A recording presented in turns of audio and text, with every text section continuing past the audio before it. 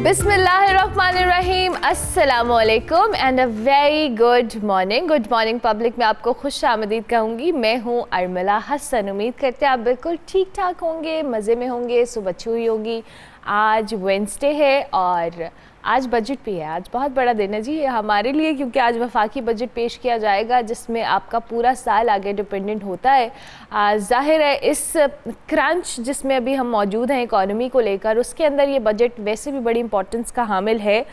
दीगर चीज़ें आज हमने सोचा कि प्रोग्राम के आगाज़ में बजट के हवाले से ही हम बात करेंगे। क्या क्या ऐसी चीज़ें हैं जो बेहतर हो सकती हैं इस बजट में और जिसमें थोड़ी सी हम होपफुल भी हो सकते हैं। लेकिन जो वज़ीर ख़जाना ने कल इक्तिसादी सर्वे पेश किया है, उसमें उन्होंने एक बात उस स्टेटमेंट में कही कि IMF के पास जाने के अलावा हमारे पास कोई प्लान बी मौजूद नहीं है। ये हम सबको पता है कि हमारी इकॉनमी का एक जो सहारा है या जो जिस वेंटिलेटर पे मौजूद है उसको सहारा IMF देता है, और ये अभी नहीं कई सालों का मसला है। इस वज़ीर ख़जाना ये भी कहा कि अगर IMF के पास ना जाते तो आज अहदाफ का तयन ना कर पाते, क्योंकि ज़ाहिर है हमारी जो पॉलिसीज़ हैं, हमारे जो दीगर मामलात हैं इकॉनमी को लेकर, हमने किस तरह से चीज़ों को तय करना है, ये सब हम IMF के जो कह लें इशारों पर कह लें या उनके कंसल्ट करके, क्योंकि ज़ाहिर है जब एक चीज़ आपको सपोर्ट दे रही है तो कहीं ना कहीं वो अपनी बातें मनवाएगी भी और हमें माननी भी पड़ेंगी। जो ओवरऑल है जी वो होपफुल नज़र आ रहे हैं। उन्होंने टैक्स के हवाले से कल कहा है कि लाजमी होगा, कोई मुकद्दस गाय नहीं है, सबको तरक्की में अपना हिस्सा डालना होगा और महंगाई उनके मुताबिक कि जल्द ही सिंगल डिजिट में आ जाएगी। ये जो सारी बातें हैं और फिर जो मुख्तलिफ ज़राअत को लेकर, सनत को लेकर जो हमारे इनके अहदाफ को सेट किया गया है उस पर भी हम बात करेंगे। उसके लिए सबसे पहले हमारे साथ हमारे गेस्ट मौजूद हैं डॉक्टर इकरामुल हक साहब, हमारे मईशत हैं, उनको खुश आमदीद कहते हैं। Thank you very much doctor साहब, बहुत शुक्रिया कि आपने हमें ज्वाइन किया early in the morning. I hope you are doing well. सबसे पहले तो ये बजट 2024 जिसके हवाले से आज हम बात भी कर रहे हैं, क्या कमेंट करेंगे, क्या एक्सपेक्टेशंस हैं, कौन कौन से टैक्सेस हैं, कहाँ चीज़ें बेहतर होने के चांसेस हैं, कमेंट कीजिएगा।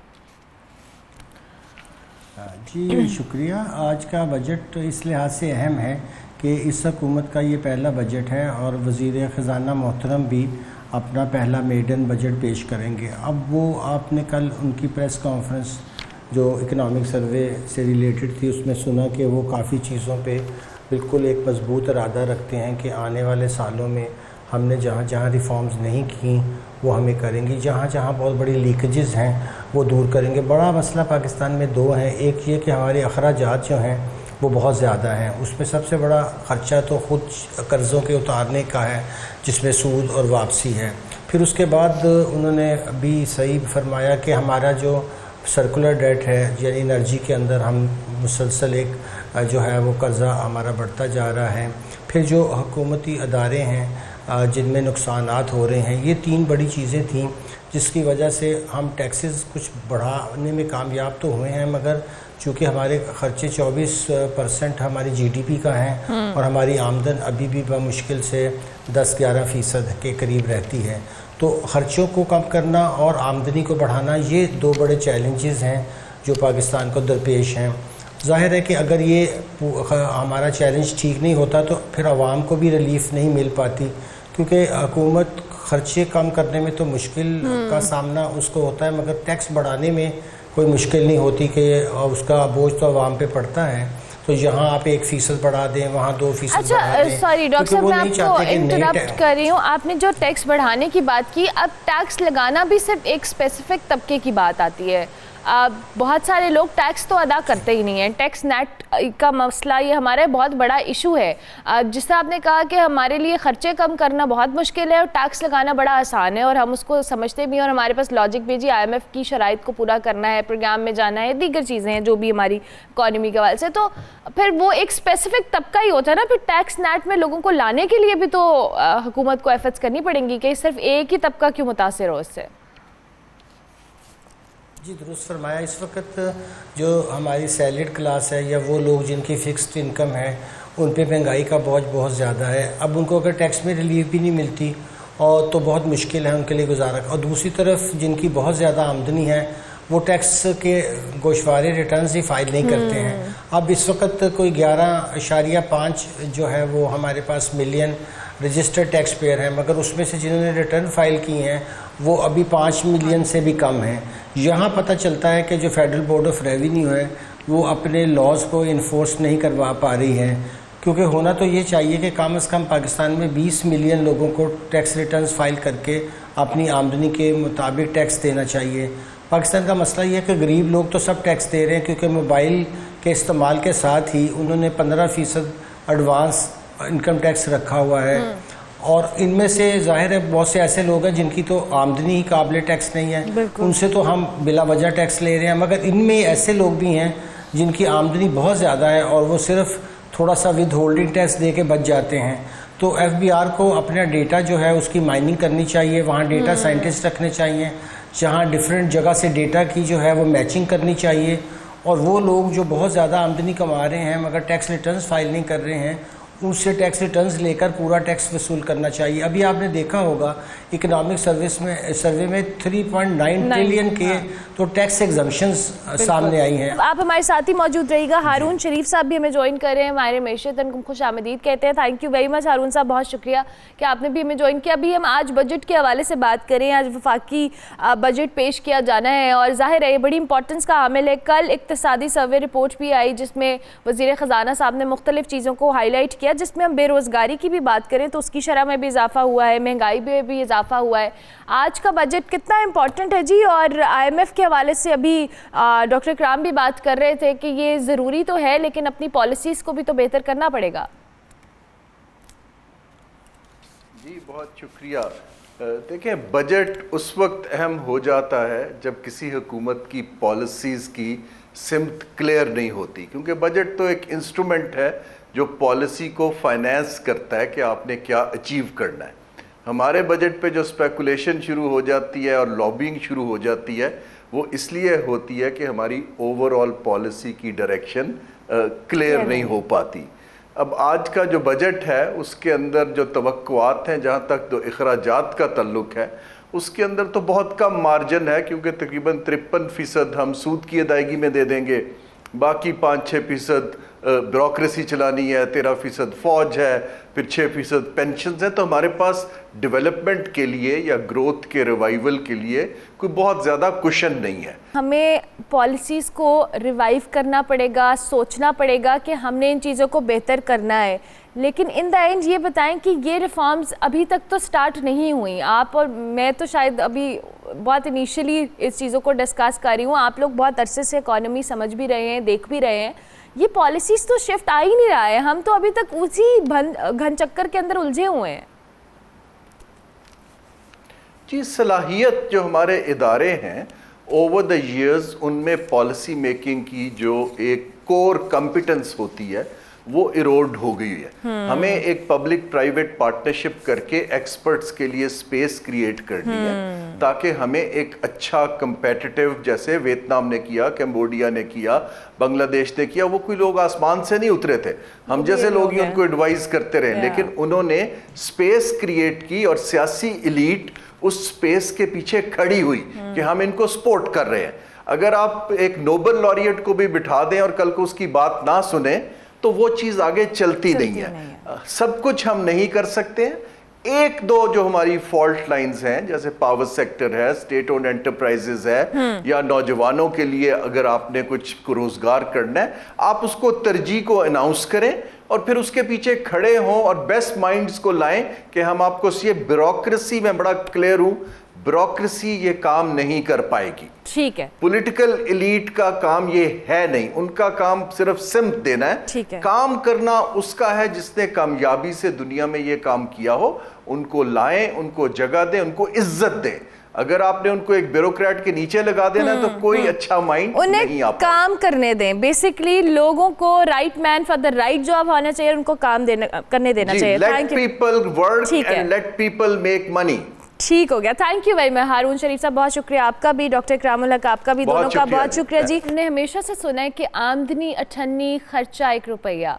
बेसिकली हमारे आजकल के दौर में जब हम महंगाई की बात करते हैं तो आजकल एक आम आदमी का अपनी बुनियादी ज़रूरियात को पूरा करना एक बहुत बड़ा टास्क है, और इस टास्क को पूरे करने के लिए बहुत सारे लोग स्ट्रगल भी कर रहे हैं। जैसे अभी हम बजट के हवाले से ही बात करें तो इस महंगाई के दौर में एक आम आदमी को अपना बजट या घर का खर्चा चलाने के लिए किन चीज़ों से गुजरना पड़ता है, किन चैलेंजेस से गुजरना पड़ता है, हमारे पास इसी हवाले से हमने एक चीज़ तरतीब दी है, एक ड्रामा तरतीब दिया है जिसमें आपको दिखाया जाएगा कि किस तरह एक आम आदमी इस महंगाई के दौर में सर्वाइव कर रहा है। आप भी देखिए। Welcome back to good morning public. Break के बाद वापस आ गए जी। हर साल 12 जून को पाकिस्तान समेत दुनिया भर में चाइल्ड लेबर के ख़ात्मे का आलमी दिन मनाया जाता है, जिसका मकसद यही है जी कि बच्चों को मज़दूरी से हटाकर उनको एजुकेशन की तरफ लाया जाए और उनको एक प्रोडक्टिव जो रोल के तौर पे माशरे के अंदर, सोसाइटी के अंदर उसके सामने उनको प्रेजेंट किया जाए। एक अंदाजे के मुताबिक जी पाकिस्तान के अंदर हर 10 में से 1 बच्चा मज़दूरी कर रहा है, और हमारे मुल्क का शुमार उन दुनिया के ममालिक में होता है जहाँ पे चाइल्ड लेबर ख़त्म या कम होने की बजाय इसमें दिन ब दिन इजाफा देखने में आ रहा है।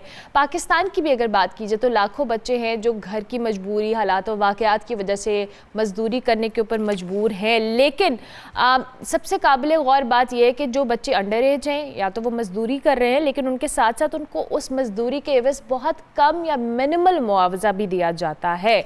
मुख्तलिफ शोबों में जी ये जो चाइल्ड लेबर है इसके हवाले से अंदाज़ा लगाना तो मुश्किल है कि कितने बच्चे हैं, बट स्टिल एक बहुत बड़ी तादाद है। सबसे ज़्यादा जो शरह इसकी सूबा पंजाब के अंदर मौजूद है। आज हमने सोचा कि 12 जून यानी बच्चों को के हवाले से या चाइल्ड लेबर के ख़ात्मे का जो आलमी दिन मनाया जा रहा है इस पर बात की जाए, और बड़ा ज़रूरी है। अफशा तहसीन बाजवा साहिबा हमारे साथ मौजूद हैं, एक्स चेयरपर्सन है NCRC की, उनको हम खुश आमदीद कहते हैं। Thank you very much miss Afsha, I hope you are doing well. Good morning, thank you so much कि आपने हमें ज्वाइन किया। सबसे पहले तो आज के दिन के हवाले से चाइल्ड लेबर के ख़ात्मे का आलमी दिन है, दो कि it's a very important day. हम बच्चों को जहाँ पे सोसाइटी या माशरे का एक बड़ा प्रोडक्टिव एक एलिमेंट या एक पर्सन समझते हैं, लेकिन अनफॉर्चुनेटली पाकिस्तान के अंदर चाइल्ड लेबर ख़त्म या कम होने की बजाय इसमें इजाफा हो रहा है। जी पहले तो खुश आमदीद, और मैं अप्रिशिएट करूँगी कि पब्लिक टीवी ने इस इंतहाई अहम मौजू को आज सुबह सुबह जो है प्रायोरिटी दी है ताकि चाइल्ड लेबर पे बात हो। वैसे तो पूरी दुनिया में आज चाइल्ड लेबर मनाया जा रहा है, लेकिन पाकिस्तान के अंदर जैसे आपने ख़ुद कहा कि आए दिन जिस तरह आबादी में इजाफा हो रहा है उसी तरह चाइल्ड लेबर में भी इजाफा हो रहा है। तो ये एक बहुत ही हमारे लिए कंसर्निंग इशू है, क्योंकि ये बच्चे जो चाइल्ड लेबर में शुमार होते हैं और चाइल्ड लेबर का शिकार होते हैं, बल्कि इनका इस्तेसाल होता है, तो इन बच्चों के हाथों में किताबें होनी चाहिए, इन बच्चों की एक मस्बत नशोनुमा होनी चाहिए। ये सिर्फ चाइल्ड लेबर नहीं है, आपको इसको सिर्फ चाइल्ड लेबर के लेंस के साथ ना देखें। जब ये बच्चे चाइल्ड लेबर का शिकार होते हैं, चाहे ये घरों में काम कर रहे हैं, चाहे ये मुख्तलिफ ऑटोमोबाइल्स में काम कर रहे हैं, कारखानों में काम कर रहे हैं, सड़कों पे काम कर रहे हैं, बेगरी में इन्वॉल्व हैं, स्ट्रीट चिल्ड्रन हैं, तो ये तमाम बच्चे ना सिर्फ एक जिस्मानी इस्तेसाल का शिकार होते हैं, जहनी इस्तेसाल का शिकार होते हैं, ये लोग ड्रग्स की तरफ भी जाते हैं, इनका एब्यूज़ भी होता है और ये ट्रैफिक भी होते हैं। और इसके अलावा ये तमाम बच्चे जिस तरह की जहनी सूरत हाल से गुज़रते हैं, तो जब ये बड़े होते हैं तो मुआशरे को वही लौटाते हैं जो हमने इनको इनके बचपन में दिया होता है। तो ये वो खुशकिस्मत मुल्क है जिसकी आधे से ज़्यादा आबादी बच्चों और नौजवानों पर मुश्तमिल है, और हम सबको मालूम है कि पहले से ही तकरीबन 26 मिलियन बच्चे हमारे स्कूलों से बाहर हैं, और एक कसीर तादाद ऐसी है जो चाइल्ड लेबर में जो है वो उनका शुमार होता है। और पाकिस्तान के अंदर हम सबको मालूम है कि 1996 में आखिरी दफ़ा चाइल्ड लेबर का सर्वे हुआ था, और अब जाके पिछले साल गिलगित में, पेशावर में और पंजाब में चाइल्ड लेबर सर्वे जो है कंप्लीट हुआ है। लेकिन अभी तक हमारे पास कोई ऐसा डेटाबेस या कोई ऐसा फैक्ट एंड फिगर्स मौजूद नहीं है जिनकी बेसिस में हम ये जो तादाद, कोई कहता है 8 मिलियन, कोई कहता है 12 मिलियन, اور اس تمام تعداد کا ہم اندازہ لگا کے اس کے اوپر باقاعدہ پالیسی اینڈ پلاننگ کر سکیں. اچھا تو ان جی سوری میں آپ کو انٹرپٹ کر رہی ہوں افشا صاحبہ, جیسے آپ نے خود کہا کہ ہمارے پاس کوئی اس طرح کا ڈیٹا بیس موجود نہیں ہے, لیکن ہمارے پاس کوئی ایسی پالیسی ہے, آپ اگر ہے تو پلیز مجھے کلیئر کیجیے گا, کیونکہ مجھے جو ایک انفارمیشن یا میرے مطابق ہم اپنے ارد گرد ان آٹو موبائلس کا جہاں پہ آپ نے ذکر کیا, ورک شاپس کا ذکر کیا, مختلف جگہوں پہ ایک چائلڈ لیبر کا بہت بڑا حصہ ہے, جو بچوں کی بڑی تعداد ہے جو اس وقت مختلف جگہوں پہ محنت مزدوری کر رہے ہیں. انفارچونیٹلی اسٹیٹ ایک حد تک اس کو کر سکتی ہے, لیکن ہمارے پاس کوئی ایسی پالیسی ہے جس پہ ہم امپلیمنٹ کر کے اس پہ کوئی ایکشن لے سکیں؟ جی پہلے تو میں یہ بتاتی جاؤں کہ بالکل پاکستان کے اندر لیجسلیشن بھی موجود ہے چائلڈ لیبر کے حوالے سے. ہم نے انٹرنیشنلی بھی جو عالمی معاہدے ہیں ان کو بھی ہم نے سائن کیا ہوا ہے, ریٹیفائی کیا ہوا ہے, کانسٹیٹیوشن کے اندر موجود ہے, پھر ہمارے فیڈرل اور پروونشل لاز موجود ہیں. لیکن جیسا کہ ہم سب کو معلوم ہے کہ پاکستان کے اندر جو سب سے بڑا مسئلہ ہے وہ ان قوانین پہ عمل ہونا, ان کا امپلیمنٹیشن ہونا جو ہے وہ ایک بہت بڑا ایشو ہے, اور جس کی وجہ سے یہ تمام جو قوانین ہیں ان کا کوئی ہمیں خاطر خواہ فائدہ نظر نہیں آتا ہے. تو یہ بچے مائنز میں بھی ہیں, بریک کلز میں بھی ہیں, تو جب تک ان قوانین پہ پوری طرح عمل نہیں ہوگا تب تک ہم اس کو کیا کہیں, اس کو ایک بیماری کہیں, قرض کہیں, اس لعنت سے چھٹکارا نہیں حاصل ہو سکتا. تو اس میں اسٹیٹ کا سب سے پہلے رول آتا ہے, اور اسٹیٹ کے ساتھ ساتھ جو میں کہوں گی خاص کر جب چائلڈ لیبر کی بات آتی ہے اور ڈومیسٹک چائلڈ لیبر کی بات آتی ہے تو اس میں بہت بڑی جو ایک ذمہ داری ہے وہ عوام پہ, لوگوں پہ عائد ہوتی ہے, کیونکہ خاص کر وہ لوگ بچوں کا استحصال کرتے ہیں جو صاحب حیثیت ہیں, بچوں کو کم ویجز دیتے ہیں, بچے بول نہیں سکتے ہیں, بچوں سے جتنے گھنٹے مرضی ان کو آپ ان سے کام کرواتے رہیں, ان کا کوئی والی وارث بولنے والا نہیں ہوتا ہے. تو اس لیے میرے خیال سے یہ ایک ایسا ایشو ہے جس میں بیک وقت ہماری اسٹیٹ اور ہماری جو سوسائٹی ہے دونوں کی بہت بڑی ذمہ داری اور بہت بڑا ان کا رول بنتا ہے.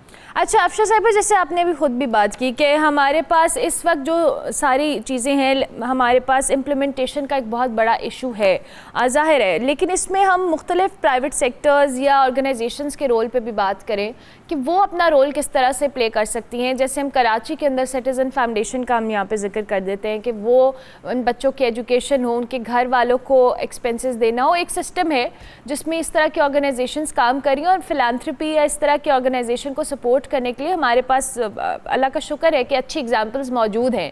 آپ پرائیویٹ سیکٹر اس میں کیا رول کر سکتا ہے پلے, اس طرح کی فاؤنڈیشن آرگنائزیشنز کیا رول پلے کر سکتی ہیں کہ چائلڈ لیبر جو ایک کرس, جس کو آپ نے بہت صحیح ورڈ استعمال کیا کہ ہمارے بچے آلریڈی جہاں اسکول سے باہر ہیں, ان کو ایٹ لیسٹ ہم بیسک چیزیں یا بیسک ایجوکیشن تو دلا سکیں.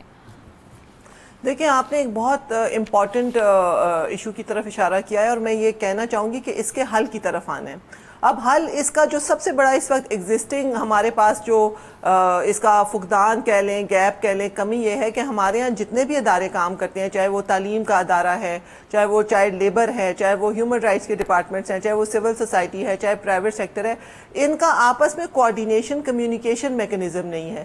زیادہ تر ٹینڈنسی پاکستان میں یہ ہے کہ تمام ادارے سائلوز میں کام کرتے ہیں. سب سے پہلے تو ان سب کو آپس میں کوارڈینیشن اور کمیونیکیشن کرنا ہے, چاہے کہ چائلڈ لیبر کے لیے کوئی ایک ادارہ ساری سہولیات یا ساری سپورٹ فراہم نہیں کر سکتا.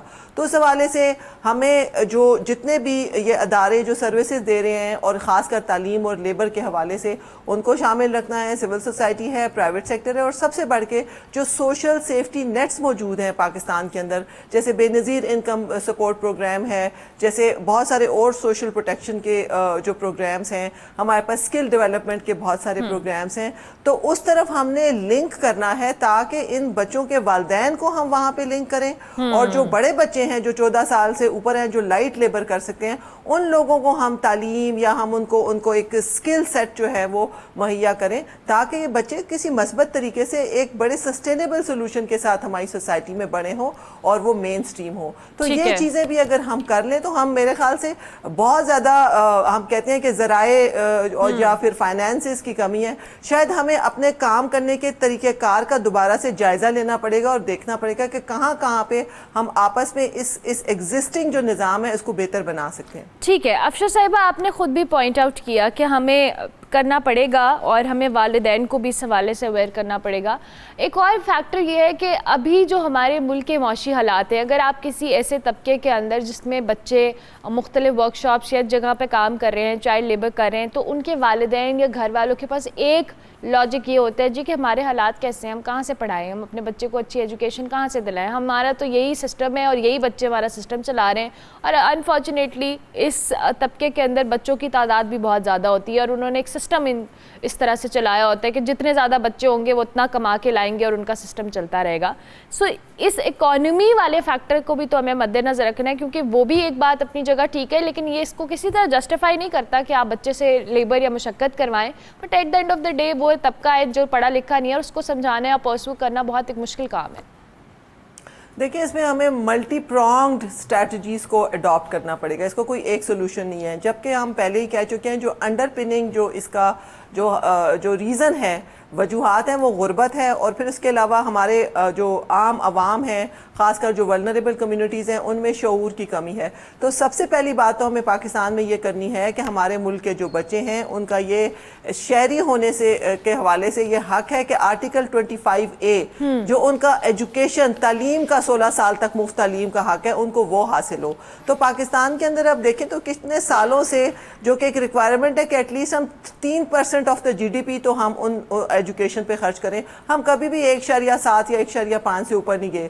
تو اب جو ہمیں تھوڑا میں اپریشیٹ کرتی ہوں کہ ابھی جو کہا گیا کہ پاکستان میں تعلیمی ایمرجنسی جو ہے اس کو نافذ کیا جائے گا, تو سب سے پہلے تو ہمیں اس تعلیم ایکسیس ٹو ایجوکیشن کو ہم نے عمل پیرا کرنا ہے کہ یہ تمام بچے جو ہیں وہ کسی نہ کسی حوالے سے تعلیمی اداروں میں ہوں, وہ تعلیمی ہو یا ان کو آپ نے کسی قسم کی اسکل دینی ہے, ڈیجیٹل لٹریسی دینی ہے.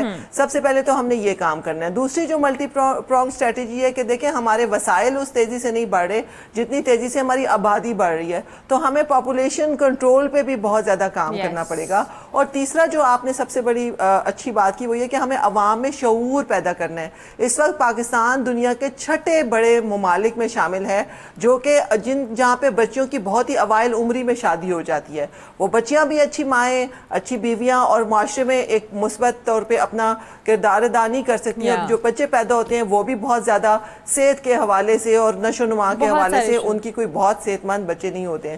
تو ہمیں بہت ساری چیزوں کو دیکھنا ہے, اور اس کے لیے سب سے جو اچھا کام حکومت بھی کر سکتی ہے اور ہمارے سول سوسائٹی ادارے تو پہلے ہی کر رہے ہیں, وہ اویئرنیس ریزنگ پہ ہمیں کام کرنا ہے. آج کل انفارمیشن ٹیکنالوجی کا دور ہے اور اس میں بہت اکنامیکل بھی ہے, آسان بھی ہے. تو سب سے پہلے ہم نے عوام تک یہ شعور پہنچانا ہے تاکہ جو بہت سارے لوگ جنہوں نے بھلے وہ غریب نہیں بھی ہیں تو پھر بھی وہ سمجھتے ہیں کہ ہمارے بچوں نے پڑھ کے کیا کرنا ہے, تو جتنے بچے ہوں گے اتنے ہمارے ہیلپنگ ہینڈز ہیں, اتنا گھر میں روزگار آئے گا. اور میں یہ آپ کو بتاتی چلوں کہ جب میں چیئرپرسن تھی national commission the rights of child کی, تو بہت سارے واقعات ایسے بھی ہوئے کہ گھروں میں بچے مشقت کرتے ہوئے ان کی ڈیتھس بھی ہو گئی. اتنا تشدد ہوا ان بچوں پہ. تو یہ بات ہم نے معاشرے کو بتانی ہے کہ ان بچوں کے ہاتھوں میں ہم نے کتابیں دینی ہیں, ان کو ذہنی طور پہ ایک مثبت اس معاشرے کا رکن بنانا ہے. تو یہ جو لاکھوں ملینز کی تعداد میں بچے ہمیں سڑکوں پہ نظر آتے ہیں, تو یہ بڑے ہو کے سوسائٹی میں کیا مین اسٹریم ہوتے ہیں, کوئی ڈاکٹر نہیں بنتے, کوئی انجینئر نہیں بنتے. پھر یہ اب جب ہم کہتے ہیں کہ معاشرے میں چوری چکاری ہے, معاشرے میں بے روی ہے, ساری چیزیں کنیکٹ آپس میں انٹرلنکڈ ہیں, اس کا حصہ بنتے ہیں. ہاں جی, انٹرلنکڈ ہیں کہیں نہ کہیں یہ ساری چیزیں. اور وہی بات ہے کہ ہمارے پاس لاز ہیں, پالیسیز ہیں, اگر ان پر امپلیمنٹ ہو جائے تو شاید یہ روٹ کاز جو ہے اس کرس کا وہ ہم اس کو ایڈریس کر سکیں اور چیزوں کو بہتر کر سکیں. تھینک یو ویری مچ مس افشاں, بہت شکریہ کہ آپ نے ہمیں جوائن کیا. مس افشاں تحسین باجوہ ہمارے ساتھ موجود تھیں. چائلڈ لیبر کے خاتمے کا عالمی دن ہے جی. آپ کے گھر میں اگر ڈومیسٹک ہیلپ ہے بھی, ہمیں تو پہلے کوشش کرنی چاہیے کہ انڈر ایج بچوں کو ہم اس طرح سے نہ اپنے گھر کی ہیلپ کے لیے استعمال کریں.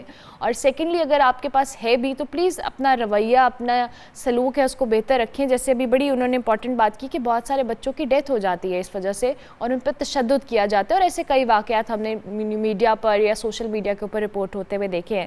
سو ہم نے اپنے طور پہ کوشش کی ہے جی کہ اویئرنیس دی جائے. بریک لیتے ہیں, بریک کے بعد واپس آتے ہیں. آپ دیکھتے رہیے گڈ مارننگ پبلک.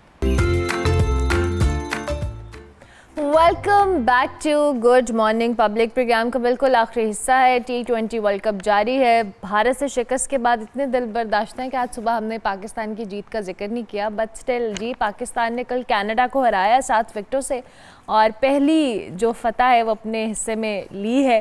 اس T20 ورلڈ کپ کے لیے, چونکہ پہلے ہم 2 میچز US سے اور انڈیا سے ہار چکے ہیں. اب پاکستان کے لیے اسٹل جی اگر مگر والی صورتحال ہے کہ اگر فلانی ٹیم ہارے گی فلانی جیتے گی تو پھر ہم کہیں اگلے مرحلے میں جانے کے چانسز ہوں گے. سو کل کے میچ کے اوپر اور اوور آل جو پاکستان کے چانسز ہیں اگلے مرحلے میں جانے کے لیے, اس پہ بات کریں گے. شاہ نواز خان صاحب ہمارے ساتھ موجود ہیں, سابق کرکٹر بھی ہیں, اسپورٹس تجزیہ کار بھی ہیں. تھینک یو ویری مچ شاہ نواز صاحب, بہت شکریہ کہ آپ نے ہمیں جوائن کیا. یہ جو کل کی جیت ہے 2 کے کھاتا کھلا ہے پاکستانی ٹیم کا, بٹ اسٹل جی ہم اتنے آپٹمسٹک تو نہیں ہو سکتے اگر مگر والی صورتحال ابھی بھی برقرار ہے پاکستانی ٹیم کے لیے. دیکھیں جی, پہلے تو پاکستان کل جس طرح پہلا میچ جیتا ہے, اوبیسلی پہلی جیت ہے, لیکن ہم ایکچولی اس جیت کے لیے بھی ڈیزرو نہیں کر رہے تھے. جس طرح ہماری ماضی کی پرفارمنس ہے, جس طرح ہم US سے ہارے ہیں, انڈیا سے ایک ایزی میچ 120 رنز کا ٹارگٹ جو ہم نے اچیو کرنا تھا, جب ہم اتنے کلوز میچ ہارے ہیں, اتنے لو سکورنگ میچز ہارے ہیں, اتنی ہلکی ٹیم کو میں کہوں گا USA جو پہلی مرتبہ دنیا کا بڑا ایونٹ کھیل رہی ہے. سو اگر کینیڈا کے خلاف جس طرح کل ہماری جیت تھی تو ہمیں ڈر لگا ہوا تھا, ہم ڈر رہے تھے. ہماری جو پرفارمنس ہے وہ not a typical like a Pakistani cricketer. اس وقت ایکچولی جس طرح کل 106 رنز کا ٹارگٹ تھا تو کوئی بڑا ٹارگٹ نہیں تھا. کل میں نے دیکھا جس طرح رضوان پھنس کے کھیل رہا تھا, نو ڈاؤٹ انہوں نے 50 رنز کیے ہیں, ویری گڈ, ایک اچھا سائن تھا. لیکن یہ اننگز ان کی ڈیو تھی انڈیا کے خلاف, کیونکہ انڈیا کے خلاف انہوں نے میچ بنایا تھا تو ان کو میچ فنش کر کے جانا چاہیے تھا. اور کل ہم نے دیکھا کہ ایک بہت چھوٹا ٹارگٹ تھا جو میرا خیال ہے ایز اے کرکٹر اگر میں بات کروں تو میرا خیال 9 سے 10 اوورز کے اندر ان کو اپنی ایوریج بہتر کرنے کے لیے ان کو یہ چیز کر لینا چاہیے تھا. بٹ انفارچونیٹلی کل ہم نے بھی دیکھا, ہم کینیڈا کے خلاف کھیل رہے تھے, ایسے لگ رہا تھا جیسے ہم آسٹریلیا یا انگلینڈ کے خلاف کھیل رہے ہیں. ہمیں ڈر رہے تھے. جب تک ہم اپنے دل سے یہ ڈر نہیں ختم کریں گے نا, بڑے دل سے نہیں کھیلیں گے, تگڑے ہو کے نہیں کھیلیں گے, تو بہت مشکل ہے کہ جو آنے والے, اگر ایف اینڈ بٹ پہ تو ہم پھنسے ہوئے ہیں, اگر اللہ کرے ہم کوالیفائی کرتے ہیں نیکسٹ راؤنڈ کے لیے تو اس طرح کی کرکٹ اگر ہم کھیلیں گے تو بہت مشکل ہے کہ اگر ایف اینڈ بٹ پہ, جیسے میں نے کہا کہ اگر ہم کوالیفائی کرتے ہیں تو بہت مشکل ہے کہ ہم کسی اچھی ٹیم کا سامنا کریں وہاں پہ. ٹھیک ہو گیا. کل آپ نے خود بھی کہا کہ ڈر کے کھیل رہی تھی ہماری ٹیم, اور جو ہدف ہم نے چیز کرنا تھا وہ ایسے لگ رہا تھا کہ پہاڑ جیسا ہے. اور ہم جس طرح سے ہمارا بیٹنگ آرڈر ہم نے انڈیا کے اگینسٹ بھی دیکھا ہے اور ہم نے USA کے اگینسٹ بھی دیکھا, جس طرح سے فلاپ ہو رہا ہے, چاہے وہ مڈل آرڈر ہے یا ہمارے اوپنرز ہیں, آپ نہیں اس طرح سے پرفارم کر پا رہے. کیوں آپ کو لگتا ہے کہ بیٹنگ میں ہم اتنا اسٹرگل کر رہے ہیں, بولنگ پھر بھی شاید ہم کہیں نہ کہیں بہتر سمجھ رہے ہیں؟ پہلی بات تو یہ ہے کہ دیکھیے پچھلے 5-6 سال سے یہی لڑکے کھیل رہے ہیں. ہم نے ابھی تک ہمارا جو ٹیم کمبینیشن ہے وہی نہیں بنا. ہم پچھلے کافی عرصہ ہم نے 18-20 سال کرکٹ کھیلی ہے, 7-8 سال ہمیں میڈیا پہ آگے بات کرتے ہوئے ہر پلیٹ فارم پہ کہ بھائی آپ کو مڈل آرڈر پہ کام کرنے کی ضرورت ہے. ابھی تک آپ مجھے بتائیں کہ آپ یہ توقع کر رہے ہیں کہ اتنی محنت کے بعد اتنا بڑا نام پاکستان کرکٹ کا پوری دنیا میں, جو 2009 کی T20 کرکٹ کی چیمپئن ہے, تو آپ یہ توقع کریں کہ ان کے پاس ابھی تک مڈل آرڈر میں بیٹر ہی کوئی نہیں ہے. بھائی آپ نے اگر آپ نے گراس روٹ لیول پہ کام کیا ہوتا, آپ نے جو ڈیزرونگ پلیئر تھے جنہوں نے ڈومیسٹک میں پرفارم کیا, جنہوں نے فرسٹ کلاس میں پرفارم کیا ہوا تھا, اگر آپ ان لڑکوں کو چانس دیتے, ان پہ اسپینڈ کرتے, اکیڈمیز میں بہت سارے کوچز ہوتے ہیں, ان کے ساتھ وہ وقت گزارتے ہیں, تو آبویسلی آپ کو اچھے ریزلٹ ملتے ہیں. انفارچونیٹلی ہمیں نہیں مل رہے. اس کی وجہ یہی ہے کہ ہمارا جو اسٹرکچر ہے کرکٹ کا وہ اس طرح سے نہیں ہے, ہم گراس روٹ لیول سے پلیئرس کو اس طرح سے ٹرین نہیں کرتے. تھینک یو ویری مچ شاہ نواز صاحب, بہت شکریہ کہ آپ نے جوائن کیا. جی کرکٹ کے حوالے سے اپنا تجزیہ دے رہے تھے. پروگرام کا وقت ختم ہوا, انشاءاللہ آپ سے میری ملاقات ہوگی اب کل. Feedback social media handles پہ لازمی دیجیے گا. کل تک کے لیے اللہ حافظ.